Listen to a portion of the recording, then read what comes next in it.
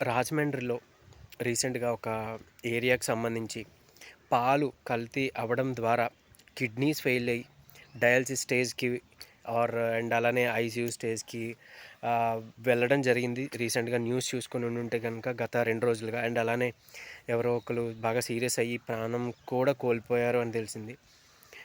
అయితే ఈ పాలు జాగ్రత్త అండి. ఒకవేళ పిల్లలకి కాల్షియం కోసం, బోన్ హెల్త్ కోసం ఇస్తున్నాము, లేదా పెద్దలైన దానికోసమే తాగుతున్నాము అని అంటే గనక ఆ అపోహ నుంచి అర్జెంటుగా బయటపడాలి.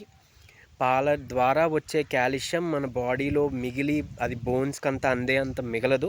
అది బాడీలో ఉండే సల్ఫర్‌తో కొంచెం బఫర్ అయిపోతుంది. సో, అది తాగి ప్రయోజనం లేదు. ఇకపోతే టీ, కాఫీ అలవాటు ఉందండి. అందుకని తాగుతున్నాను అంటే గనక వాళ్ళు మంచిగా ఆవు పాలు కొంచెం వీలుంటే గనక ఎక్కడైనా సంపాదించుకొని దాన్ని తెప్పించుకొని వేయించుకొని తీసుకోవడం బెటర్. తెలుసు అంత అఫోర్డబుల్ కాదంటే కొంచెం కాస్ట్ ఎక్కువ ఉంటుంది ఆవు పాలంటే అని. అలానే కొన్ని రీజన్స్‌లో అవి దొరకకపోవచ్చు కూడా కొంతమందికి దూరంగా అంటే ఆవులు కూడా లేకపోతే గనక.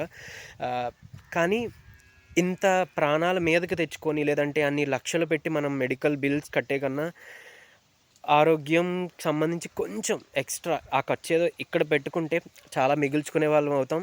మనం మన ఫ్యామిలీ కోసం మనల్ని కాపాడుకునే వాళ్ళం గూడా మనం అవుతాం అనమాట. సో, ఇది ఖచ్చితంగా ఈ అవేర్‌నెస్ రావాలి. అందరికీ తెలియాలి.